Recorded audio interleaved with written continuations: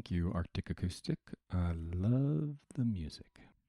And welcome back to Hanging with History, Season 1, That Miracle That Happened, That One Time. This is Episode 29, Elizabeth Tudor Part 1, Is RNA part of a Turing complete universal computer? And on the program today, we've got Saltsrømmen, one of my Norwegian cousins. A beautiful young woman is beautiful on the inside as on the outside, and whose genetically modified rutabagas have recently won an award. Elizabeth has many nicknames: Good Queen Bess, Old Queen Bess, the Virgin Queen, Elizabeth Regina. Elizabeth I is probably the most technically correct, but the Fairy Queen and Gloriana were others, and various poets and writers like Spenser and Raleigh and Fox gave her even more fanciful ones. Giordano Bruno referred to her as Astrea, and she was even a guest on episode 28, a sign of love in this case. She was a queen a long time, from 1558 to 1603, and had the advantage of following a bad queen, her sister Bloody Mary, and preceding the Stuart kings, of whom I could say they were the worst possible kings, except the bar is set too low to permit that. Her name is attached to an entire time period we call the Elizabethan era. She has many devoted fans in online groups and Renaissance fairs. I thought I might get attacked for my portrayal of Mary as a monarch interested mainly in dynasty over country. If I were to attack Elizabeth, well, there would be places where I couldn't show my face. But I won't attack her, because she doesn't merit attacks from modern people, even anti-monarchical people like me. So would you abolish all monarchies then? Nah, they're abolished already. They were over by the end of World War I, unless you mean outside Europe like Nepal and Saudi Arabia. No. We have a royal family in Norway, and there is an Elizabeth II in England now, and many others in Europe. Oh, constitutional monarchies. I don't even count them, or give them a second thought mostly. They're a completely different thing from what I'm talking about. No, I'm just distinguishing myself from pro-monarchical people. People who support something like limited dictatorships today.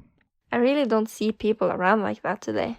Well, I see several groups of people who support limited dictatorships. One group might be those who elevate some cause or value system above all else, whose program would result in a dictatorship via the usual process, described by Stirner, but played out over and over in history. And the second group was actually on my mind the other day. They seem to be mostly American and some of the smartest people around. But I figured there's enough problems understanding the Elizabethan era without introducing modern monarchists who, despite their intellectual rigor, are working from flawed axioms. That sounds interesting though. But what about the weird title you have for this episode? Well, a new paper just argued that RNA could function as a universal computer, which means it could compute anything computable. Distinct enzymes mediate the rules, and substructures solve the parentheses. One possibility is that life originated this way, escaping, if you will, from a yet-to-be-discovered Turing-complete universal computer, or is still part of one, yet to be discovered. Sounds insane. But what does it have to do with Elizabeth? Well, Elizabeth established a religious settlement that basically evolved into the Church of England we have today. Religion without so much passion, without the sacred even, you might say, but dedicated at its core to purging superstition. And that exaggerates, because it would need enough passion to keep going, to keep fresh supplies of idealistic young clergy, which it depended on, but wouldn't generate too much heat from a country somewhat tired of too much religiosity in places.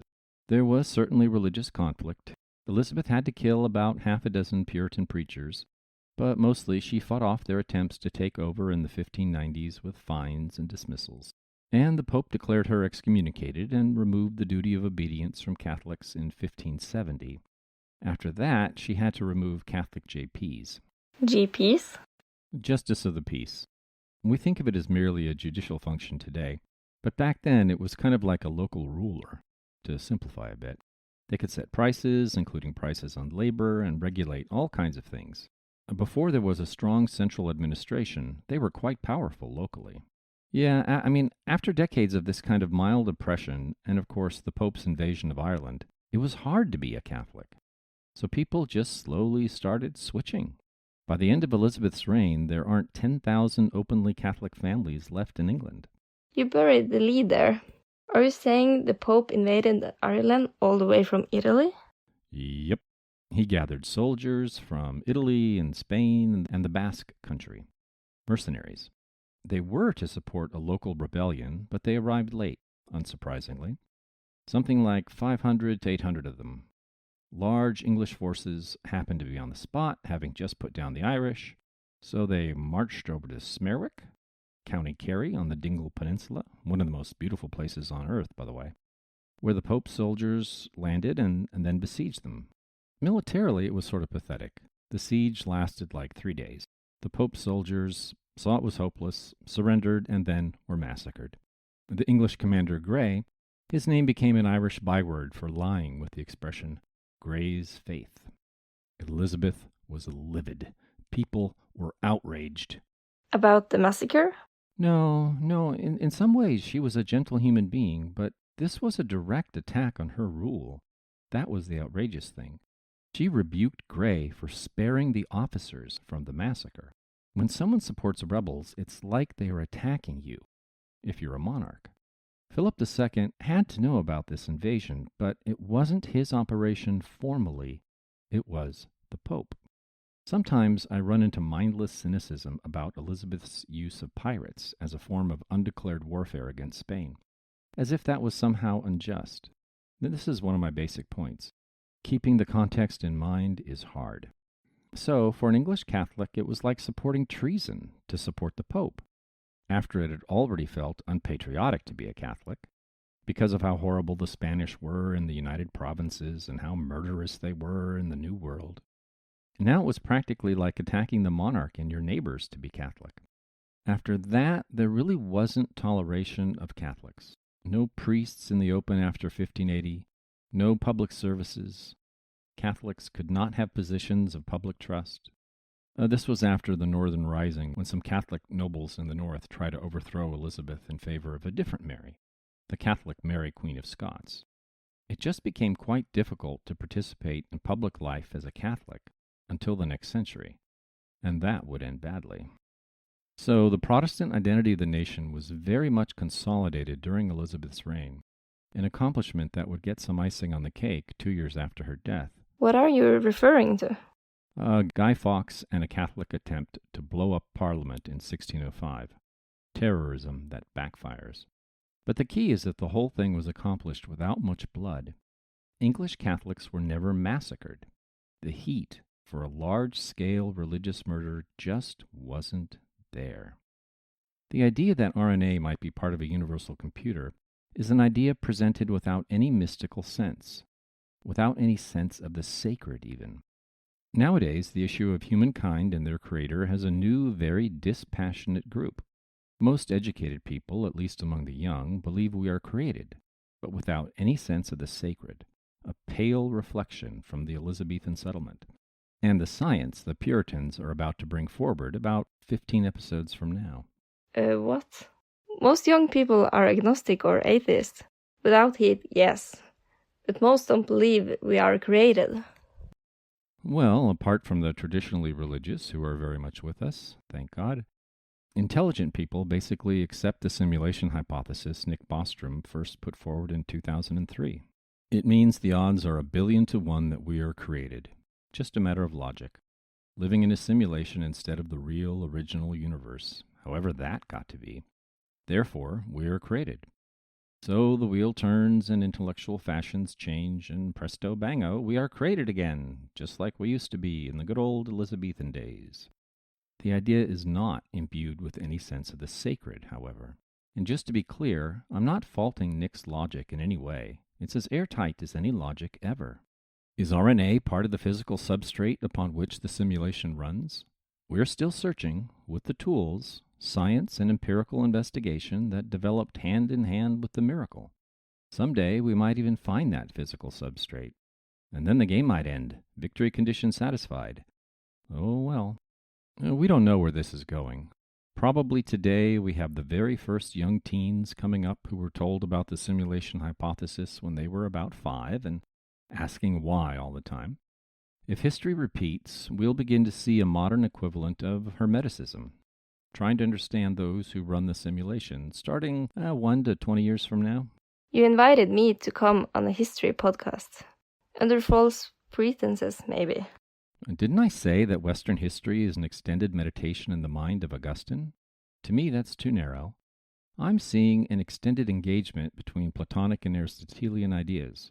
This podcast season is all about that as history progresses, holding out the prospect that the eucatastrophe is real.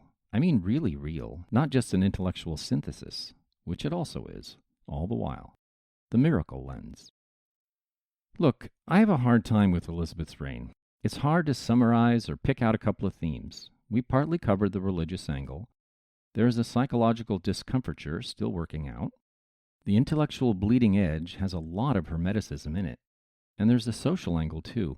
The social angle really stands out because we start to have tons of data to work with. Thank you, Thomas Cromwell and the Anabaptists who frightened him and everyone. Gutenberg and the developers of the printing industry, most prominently the Dutch and the Parisians also. Parisians? Are you going to finally say something nice about the French now? I don't know where I got this reputation for being hard on the French. I mean, divine right monarchies and centralized states were the threat to the miracle, and that's all that attracts my ire. In episode 18, I mentioned Denis Papal inventing the steam engine, an act of brilliance. Oh, and they had that late 20th century thing, postmodernism, that led to all kinds of stupidities over here in America too. Forget it though. Though I will point out he was one of the Huguenot refugees driven out of France, so he got the opportunity to work with Huygens and Leibniz and Boyle. And Emmanuel Todd is my go-to for anthropology. But I was talking about the social angle of the Elizabethan era. We start to see lots of details of social stratification, how little the poor were regarded by most writers, despite this amazing welfare system existing in England at the parish level. We also see a kind of panic about the poor. Writings at this time are full of stories of families on the move, looking for work, hungry and therefore desperate. And more dangerously, packs of young men, maybe looking for work, maybe up for some thievery, robbery, and murder on the way, or on the side. The poor laws were one response to this, but as I've mentioned several times, there was really not a central administration as we would understand today. So locally the peers and gentries did what they wanted with the limited resources at hand. There's a vast inferential distance between us and the 16th century as a consequence. I feel like I pound this point so often it must be squashed flat by now. We tend to look at laws and when they were passed and say, well, that's when that started. But instead, sometimes we should understand that the thing was pretty common already once a law is passed. Or it can be a slow uptake for actual local administration of a law, or even completely ignored until overtaken by events. You're going to run into a lot of history that ignores this. One example is the limits on apprenticeships. Apprenticeships were a great thing for a young man. He could learn a trade and be assured of a prosperous life after several years of very hard work at low pay. And there were laws that limited apprenticeships to boys whose fathers had a certain property qualification. 40 pounds per year, if I recall correctly. About 4 times what a laborer could earn if he could find steady work, which many could not. This didn't provide nearly enough talented boys, so the rules were largely ignored most of the time, with often 3/4 of apprentices not meeting the property qualification. And some industries and crafts claimed the law never applied to them anyway, and after long enough to create precedent, it legally did not. Everyone acted as if for long enough. Common law is really wonderful and sensible. Lawyers, for all their faults, do not get enough credit for the miracle. So why were all these poor people around anyway? We need to stop and look at economics. And I hate to say it, epidemiology, because whenever we have long periods without plagues, we see population rise and a struggle to feed everyone. The agricultural revolution is well underway in the United Provinces, but we see only glimmerings in Tudor England so far. We see the right to fully sell up to about 1/3 of land, which is still technically held in a feudal land tenure, which doesn't get abolished until after the parliamentary victory in the Civil War. So we don't get capitalism and rational investment in agriculture for many decades yet. Instead, we've lots of local regulations of prices and markets, and when I say prices, that includes labor wages. Regulating wages is always tough. employers will often want to pay above the maximum wages for many reasons, and so ways are found to cheat. The U.S. healthcare system, which many Europeans find so weird, some say is a consequence of World War II era wage and price controls that employers got around by offering free medical care. After that, U.S. workers simply expected employers to provide their medical care, and employers expected to provide it. So there you go. And once established, there are only inferior options everywhere else in the world, so it persists despite numerous weak points that are well known and broadly agreed upon. And Elizabethan times combined a welfare system with a class distinction that is also hard for us to understand. Although a great deal of literature and drama exists to give everyone at least an inkling of class distinctions. If you were poor, you were subject to conscription in whatever army happened to be around, to impressment in the Navy, and if the mines needed more workers, royal approval occasionally was given to round up poor people for that. People could also be conscripted to colonize Ireland, though farmers preferred their own volunteers. Indentured servitude was created, where you could essentially enslave yourself for a period of 4 to 7 years in return for land in North America. Proportionately huge numbers of Scots and Irish took this route to America. There were a lot of poor laws, and welfare systems in different parishes might be more or less generous, so guess what happened? People in the Bay Area will not be surprised. The poor moved from less generous areas to more generous areas. Most of the laws were concerned with punishing able-bodied men who did not work. First the stocks, then whipping, branding, burning a hole through the ear. Hello, fashion of wearing earrings. I would like to welcome you to the world stage. And even death for a second offense. Death for unemployment. That's outrageous. It goes against conscience. But that's where simplistic histories based on laws are misleading. There were many death penalty offenses for the poor, and only the poor, but local magistrates almost never enforce them. You have to answer to God when you die, and Jesus is your judge, and what's he going to think? And even if you aren't religious, in those days, Pascal's wager made a lot of sense to you. What's Pascal's wager? A notion that a brilliant Frenchman came up with. See? It goes, even if there's only a small chance that God and judgment are true things you will meet up with when you die, then you're better off acting as if it were true, since it doesn't cost you much, and the rewards are potentially infinite. As a guide to life, this made English judges relatively lenient compared to the continent, even before Pascal was born. Broadly speaking, it's a good guide to action. Though taken to extremes, it becomes what Yudkowsky refers to as Pascal's mugging. Nick Bostrom also cited Pascal's mugging with regard to the danger of artificial superintelligences. No luxury gay space communism in his world, just paperclips. So it sucks being poor in Elizabethan England, and it probably always sucks being poor. And laws punishing you for being poor do not help in many cases. Jobs praying for the dead are no longer available, thanks to Cromwell. Some workhouses are created, but still small in number, so you turn to crime maybe, or begging. William Cecil and a lot of the people around Elizabeth figured the solution to the problem of the poor was industry. They had all kinds of projects to ameliorate this problem. Do things that create jobs, lots of jobs.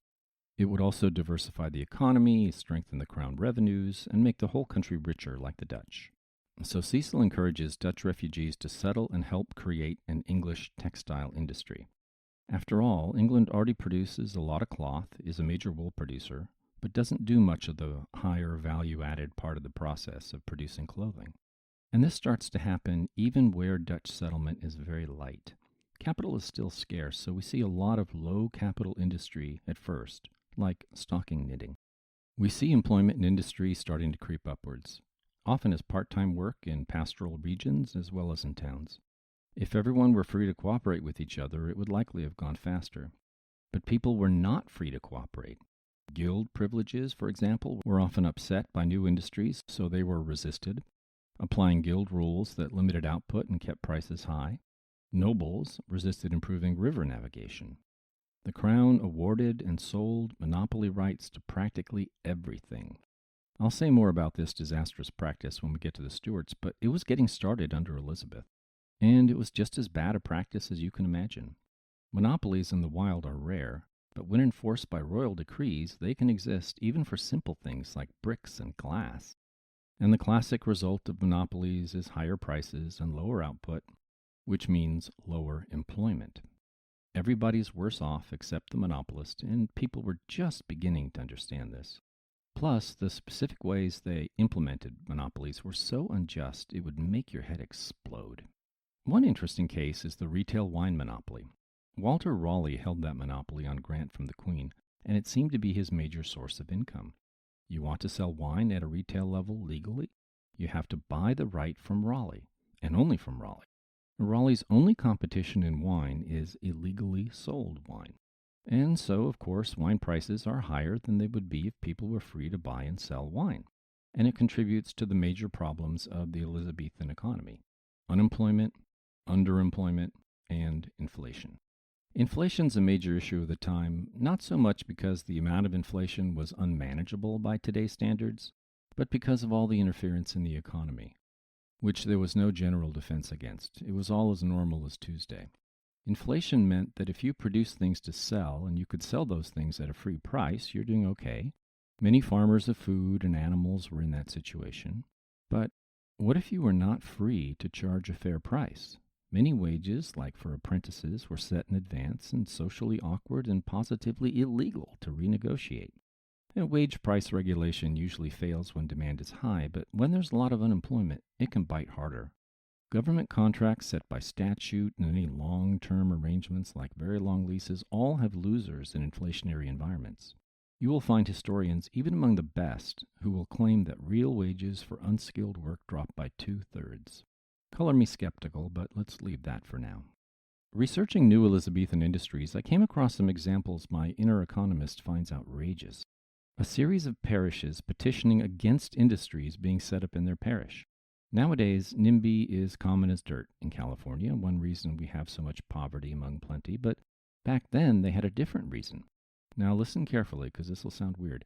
The local JPs would set up an industrial enterprise, say preparing wool in a different way, or making bricks, or nails, or famously pins, whatever it was.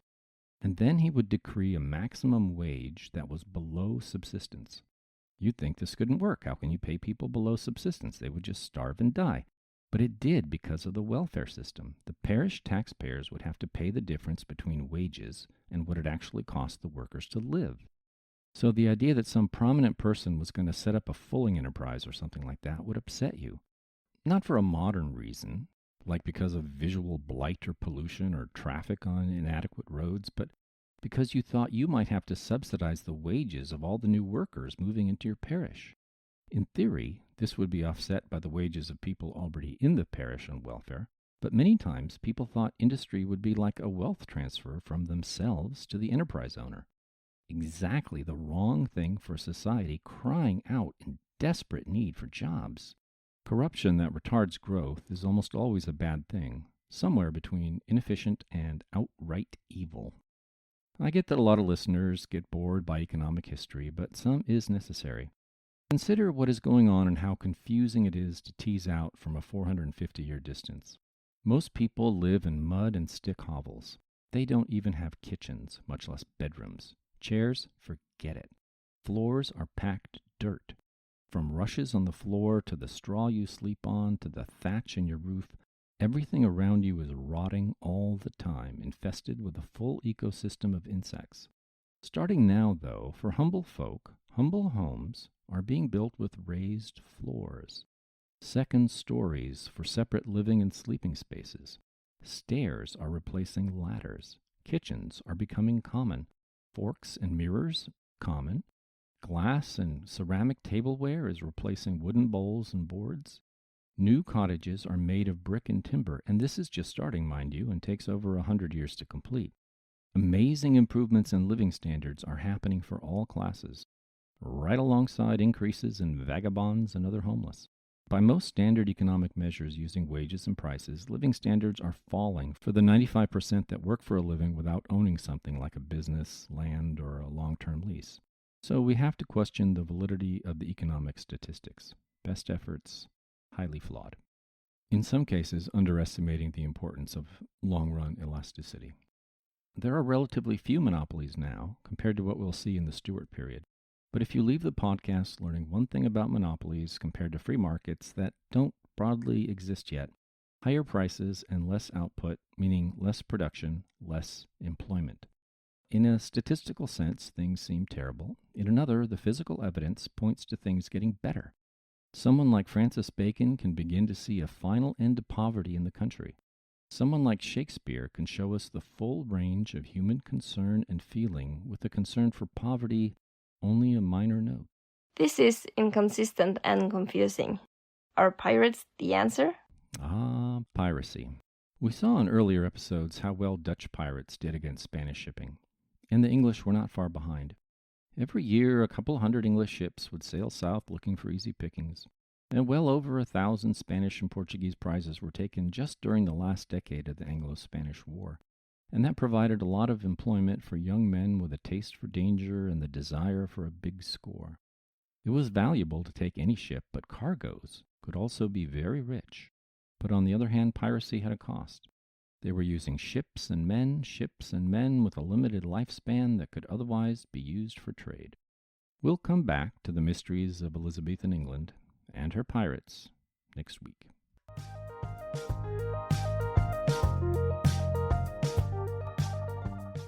Okay, we'll figure it out. All right, Camie, we've come up to episode 29 with Saltsrømmen as our guest. I think I'm not going to be pronouncing that Norwegian name. Making time for the program is a wonderful gift she gave you, and really all grateful. of us to be able to hear from her. Your use of the RNA simulation hypothesis in this episode, I mean, to me that seems like a current. It is a current thing. idea. I'm trying to make a parallel religion and action. It doesn't have to have all this kind of murderous heat that we are seeing right at the very same time in France, where people are butchering each other in 9 different wars. On and off in Germany, things are going insane. Germans are being turned into refugees by the tens of thousands and hundreds of thousands right around this very same time, due to Habsburg cleansing of their Protestant minorities. It's nice to hear that it wasn't like that everywhere. Yeah, and it also allows me to put in a subtle dig or two at intellectual fashions, kind of like in the Ant Green episode. A completely new idea. Okay, well, I was a bit confused when you brought it up in this time frame. Were there really some people thinking in those ways? No, there certainly wasn't. And there probably aren't going to be any other podcasts that will relate the two ideas together. Social angle of the Elizabethan welfare system, the panic of the poor and the poor laws. That was interesting to me. Service into wars and indentured servitude, death penalties and punishing people for not working. It seems like a terrible time to be a working poor. Yeah, well, I think the point is, and here's the big point, that it always has been throughout history. I mean, basically, before this, they were slaves, and then they were serfs, and, they were just barely had enough to stay alive if they did have enough to stay alive, and often they didn't have enough to stay alive. Then after the Black Death, life for the working poor got tremendously better we think their wages went up about 6 times. But as things are getting better and better for the middle classes and more literacy, getting deeper into society, we're able to get a closer and closer picture of the poor. They're not as disdained as they were. But as we start to focus better, as we start to see it more clearly, of course it seems horrible to us. But it was even worse before. People will complain about how the poor start to be dressing better, how you can tell the master at work from his workers because he's the one dressed in the shabbiest clothes. I'm not saying that's generally true, but people will say things like that, and so we have a real mixed picture. But I think the thing I could push one idea, the same processes that are reducing the extremes of severe poverty is the same process that allows us to see the differences between extreme poverty and growing wealth. So where is the welfare system in this time? Yeah, this is the exact welfare system we were talking about in episode 17, when we were sitting outside. Where the priests decide, or the congregations decide who they're going to help. It's more Not coming. the congregations. Congregations having power to choose things, that's a hot issue. And that'll be the topic of episode 33, I think. The parish administration, which is dominated by the local gentry and the JP. Justice of the peace. They'll be extremely limited in the resources they have. They'll use the deserving poor concept to not help everyone. Right. We're talking about the people they chose and decided were deserving of help. And yeah, we talked about that when we talked about welfare before. The system that, as soon as we become aware of it, seems tremendously innovative, but we don't know what its roots really are and how far back its roots really go, because we just didn't have records before. Pascal's wager. So you have a choice in life of how to live.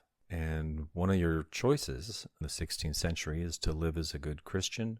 And it's a relatively easy choice. Doesn't cost you a lot. You have to give up maybe a little bit of murder and, rape and robbery and things like that really just aren't that hard to give up on.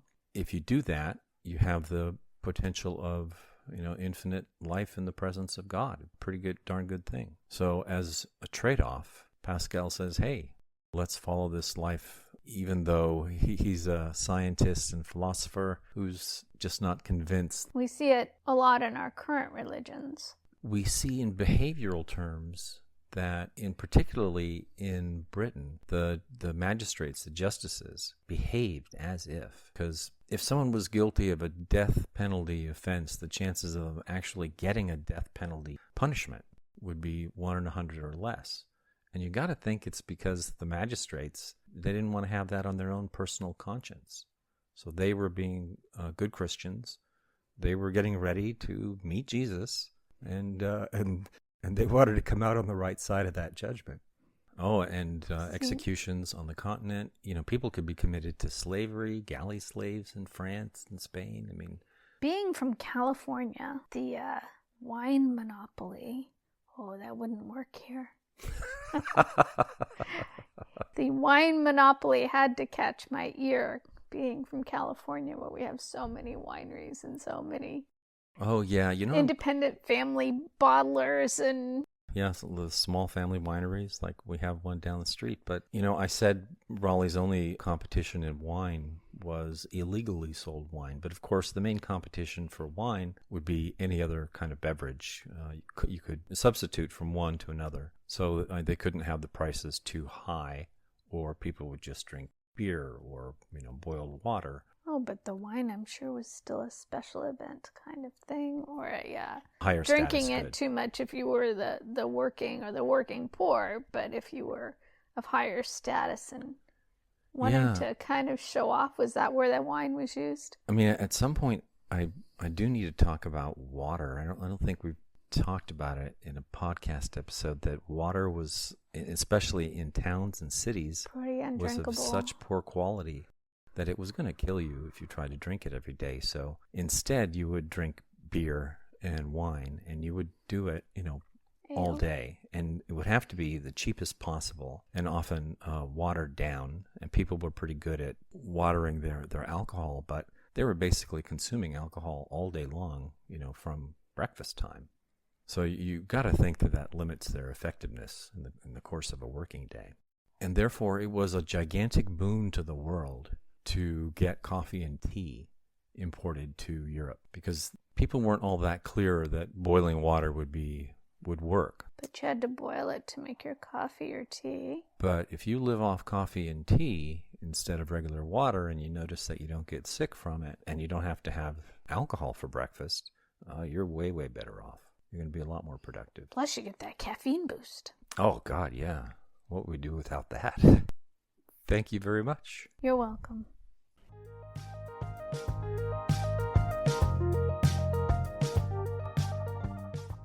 And a big thanks to Saltsrømmen for coming on the program. I really appreciate your insight and perspective. And I'd like to remind everybody to please leave a positive review. It really helps people to find the podcast. Thank you.